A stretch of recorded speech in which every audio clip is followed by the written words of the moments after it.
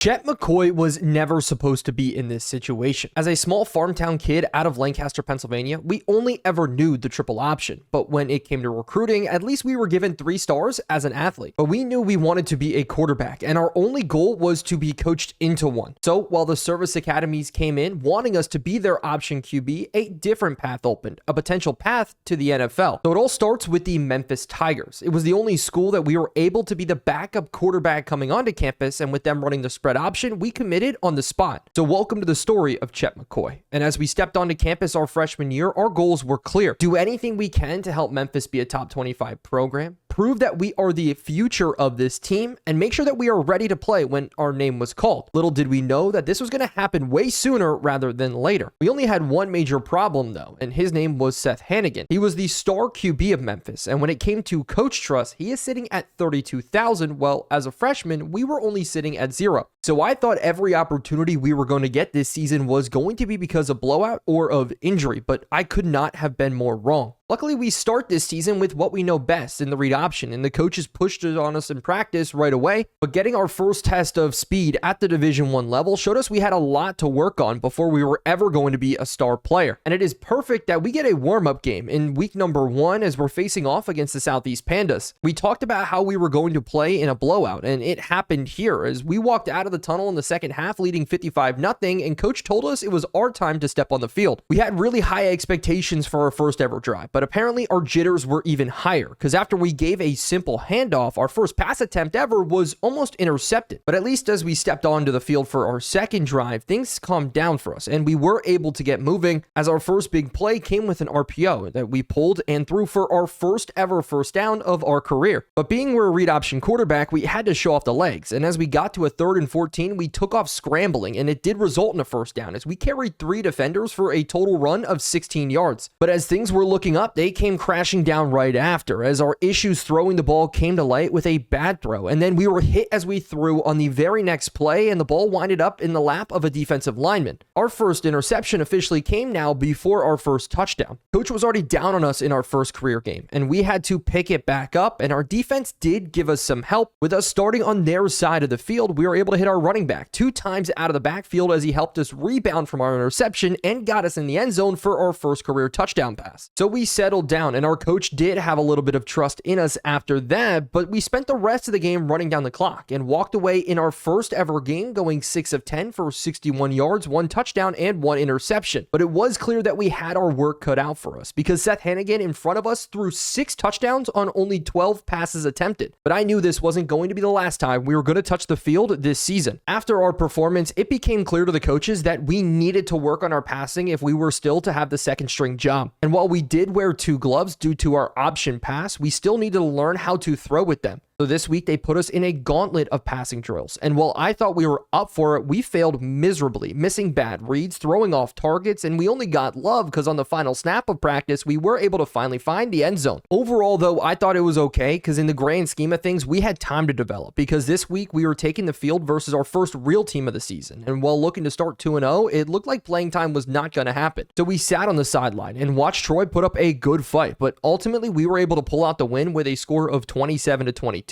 And for the second time in a row, Seth Hannigan won player of the game, going 12 of 34 passing though. So in week 3, it was back to practice because we knew playing time wasn't going to be a guaranteed thing. And our entire focus has shifted to building XP and spending XP. But in practice, we did take a bad hit, and for the first time ever, we were going to deal with some wear and tear. At the end of the day though, it wasn't that big of a deal because we were playing Florida State this week and walked into one of the toughest crowds I've ever seen, a long call from the Lancaster farm fields we were used to. So again, we sat on the sideline and watched. We had a chance to shock everyone this week, and we did kind of just that, keeping the game close throughout, but in the end, it wasn't enough, and we did fall 31-28. And while it was our first loss of the season, Florida State was a highly ranked team, so maybe we'll have some life if they can keep their season together, and we can still get into the top 25 later in the season. So we are now in week number 4, where this game was a little bit more important to me. It was our first interconference game. We were playing Navy, which was one of the schools that we decided not to go to be an option quarterback. But with the goal to build coach trust, we went into practice, and every single week we were selecting passing drills because we needed to work on our ability to throw the ball. But this week was marked by more inconsistencies and leading receivers too far, so again, it was another practice that we did struggle in. But even though we went into week number 4 against the 2-0 Navy, yes, I wanted to win for Memphis, but I needed to prove myself right that we made the right decision as a player. And so we sat on the sideline and got our answer instantly. We went up big against Navy, and by the time the fourth quarter rolled around, we were up 35-0, and it got to the point where I was begging coach to put me in. Apparently, though, our lead needed to be bigger, and this is just the start of the frustration that we were going to have to go through this season. But when it came to week 5, we got tricked. First, it came with a GPA boost. For the first time, we had no risk of academic suspension. If we wanted to be ready to make an impact on the field, we needed to make sure to spend energy there. Also, for the first time since week number 1, we were fully healthy again, back to running full speed option drills, and we put together a great week of practice, and we had chemistry with our running backs. We'd already hit one for a touchdown earlier in the season, but this week showed that it wasn't going to be a fluke. And so with things trending in the right direction for us, we walked onto the field against a bad 1-3 Middle Tennessee State team that felt like a guaranteed shot to get on the field, except for it was anything but that. We struggled early, and the game actually stayed close, and once again, we never got off the bench, with the final score being 32-27, and we just sat there and watched as Seth Hannigan took home player of the game again. And the craziest part is when we went to the stat sheet after the game, it said we had 1 completion. So after a great week of practice and everything looking in the right direction, it was back to more frustration. But we're now halfway through the season, where we are sitting at a strong 2-0 in conference play, and a top 25 ranking is still within reach, so our goals are in line. And a great thing is we earned our first badge in fan favorite upgrade due to our academic performance. But we are entering into strictly conference play from here on out, and we open up this back half of the season against North Texas, who has struggled so far. But in this game, they did anything but struggle, as we took a bad loss, going down early and never recovering. And when we sit there at the quarterback spot and can't blame the guy above us for his performance in this game, we found something even worse. Every starter on Memphis currently is a senior. That means no one is returning, and that raises more question marks about our future on this roster, and maybe is the transfer portal the right way to go? But if we were still going to play, we were going to have to put our focus onto leadership. That includes turning down things like party invites, anything that is going to cost us an opportunity. And while our goal of top 25 may now be out of reach thanks to our play last week, a conference title chance may still happen, and we had to take down a Charlotte team. But as we walked onto the field, I was more concerned with playing time, because this was going to be an opportunity to get it. But again, we sat on the sideline, and the score wound up being 45-17, and we did not get to see the field at all once again. And so we moved on to week number 10, and the college football rankings did drop, and as we took a look, there was not a single team from the American Conference cracking the top 25. But it looked like so far we were the best possible team. Florida State was still ranked high, and we had one bad loss to North Texas. And as we took a look at the stats, Seth Hannigan is looking good, like the best quarterback in the American Conference, with 2,284 passing yards, 26 touchdowns, and only 3 interceptions. But with everything looking good, a loss today against UTSA would ultimately end our season and our goals. Luckily enough, though, that wasn't the case, and we won, and once again, we had to watch as Seth Hannigan was named player of the game, but he was sacked 5 different times, and for the first time this season, he was starting to deal with wear and tear. But as we go onto the field in our Week 11 game, I'm just hoping that wear and tear isn't going to come into effect. But playing the other top team in the American Conference, it was close all the way until Rice went on a game-winning drive, and we wound up with an L. And while it was a major blow to our title hopes, we still have some games to play, but we're just going to have to do it with a very banged-up quarterback. But I wasn't the only one worried about it as we went into week number 12, because coaches put pressure on us in practice, and we had to perform. But in rivalry week, we knew he wasn't going to sit out, because the Trophy of Bones was on the line, as well as our entire season at this point. And as the game kicked off, we played horribly, but luckily enough, we were still able to pull out the win. But it was Seth's first bad game for us this season. And as we watched our team celebrate, and for the first time ever, a defensive player winning player of the game, we knew that there was going to be a chance that we were going to see the field. But this still could be the end of our season, and no chances to be had, as we were sitting on a 3-way tie for second place in the American, looking for a spot in the championship. The only problem is North Texas had a good back half of the season and did hold the tiebreaker over us. But this week we were playing Tulane, which was the other team, and all we could do was win and hope North Texas did take an L. And so while the game kicked off, Tulane got out to an early lead, but late in the game, it was Seth Hannigan who battled through adversity and led a comeback to help us win the game. And while we were sitting on the field celebrating with our teammates, we got the news that North Texas had lost their game. That meant we were going to the American Conference Championship. But as we got got into championship week, everything felt hollow. I thought all of our chances this season were gone. And the worst part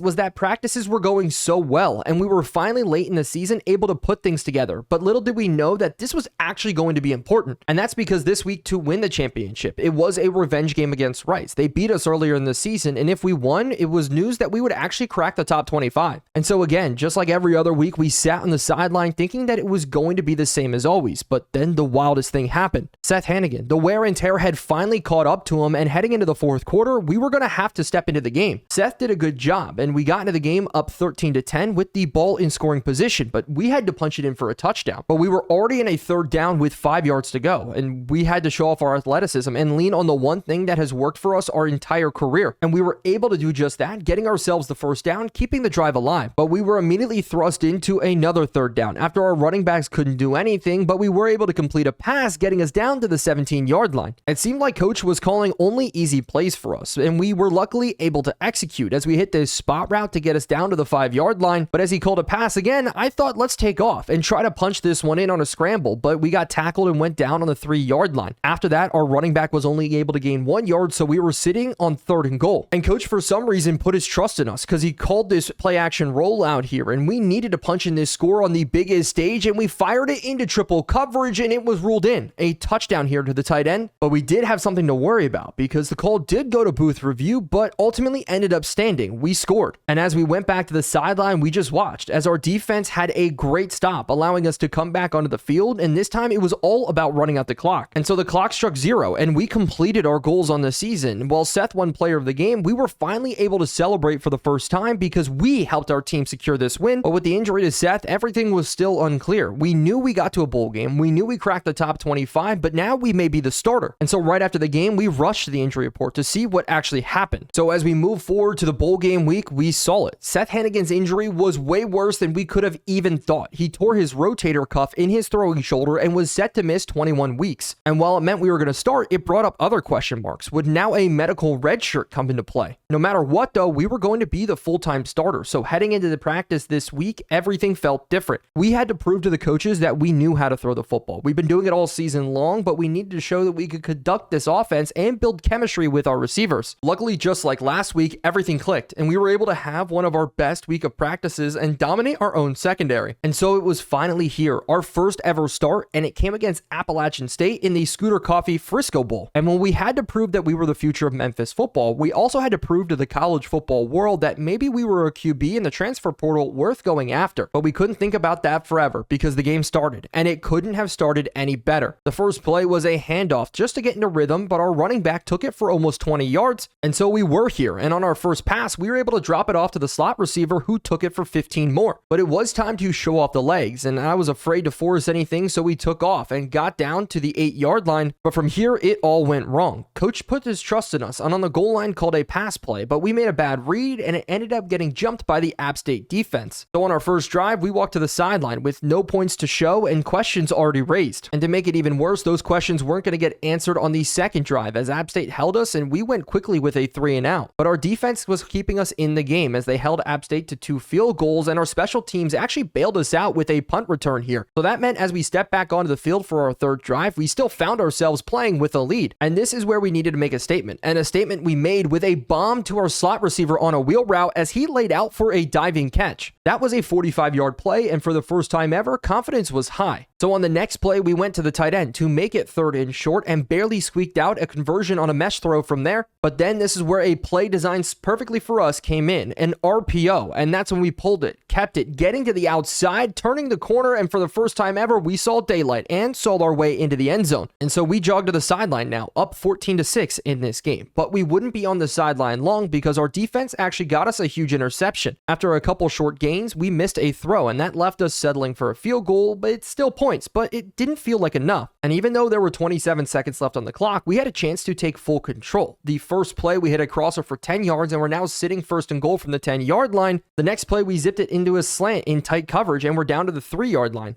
We were ready to score, but flashed our inexperience, as we did expect coach to call timeouts, but he left us out there to do it ourselves, and we accidentally ran too much time off the clock, and coach finally called a timeout, and we only walked away with a field goal. And so it was a lot so far as we walked into the tunnel in our first start, a lot of ups and a lot of downs. But as we came out, App State went right down and scored a touchdown, so the momentum completely flipped in this game. We knew we had to try everything to not let the momentum completely shift though, and started with a huge strike getting us to the opposite 39 right away. But in the second half, it looked like App State adjusted, leaving 2 quarterback spies out in the field, and it caught us by surprise. So when the third down time came, we left the drive hanging and finished with another field goal. That was unacceptable, and as App State got the ball back, they scored their own field goal, responding to ours, and it looked like their adjustments were working, because 2 straight drives after that, we were forced to punt the ball away. And so the next time we stepped on the field, it was actually tied 23 apiece. We know App State at this point is forcing us to throw the football, and we made adjustments on our own end, hitting the tight end up the seam to kick off this drive, and from there we were able to convert a third down, this time getting things rolling down the field well. We're looking 21 yards out. We were able to get the ball back to the tight end, and he actually hit a huge burst of speed and carried it in, and we recaptured the lead in this game. So heading back onto the sidelines, we watched, and our defense did get themselves a stop. And so we were right back on the field and needed to attempt to run out the clock and win this game. But how quickly things can change, as we got hit and coughed up the football, and we're stuck laying on the ground watching App State scoop it up and score it to tie this game once again. And so while that lost us huge amounts of coach trust, we had to get back in the game and go on another game-winning drive. But with us starting so far back, nothing worked, and our receiver actually dropped a great pass from us here that would have got things rolling, but we were forced to punt this ball away and walked to the sideline, turned around and watched App State, after they got the punt, go on a great drive and walk in a touchdown. So this was it now, with Memphis and the transfer portal watching. We had to lead a drive to tie back up the game with all of our goals now on the line. The first play was an 8-yard scramble, and it worked perfectly. We went right back to the line in a 4 verticals concept, and then were able to hit a ball across the middle, and so we were moving early. It was right back to the line though, and our running back came up clutch like he did in practice every single week for us, and it was this 20-yard catch that actually had us staring at the end zone. But one thing couldn't happen, and that was us stalling out like it did here. Our offensive line collapsed, and we actually had to burn the first of our timeouts. But on the next play, we showed off our triple option routes again and took off for a massive gain of 15 yards, picking up this first down. I thought it would work again on the very next play, but it was a disaster, as they had a spy and the ball popped out. But luckily we saved this game because our offensive lineman did jump on it, and so we still had a chance in this game, and coach trusted us enough to call a shot play, and App State dropped back in coverage while we went for verticals and split their 2-high look, and I saw it, and we hit the strike. We did it, proving everything that we wanted to do, tying up this football game late, walking to the sideline. But our coach had something left to prove, and as we sat there, he called a fake field goal that somehow worked, and we got the 2-point conversion, and just like that, we won the game. And so we were still in shock. Our defense made a stop. We went back on the field, but to celebrate, carrying our team to a win, and we completed all of our goals for Memphis as a freshman. We finished inside the top 25, made an impact, and proved that we were the future of this team, but that's only if we wanted to stay. But should we? It was a tough freshman season for Chet McCoy, going up and down, but it all came to a close here. So make sure to like and subscribe and come back for our sophomore year.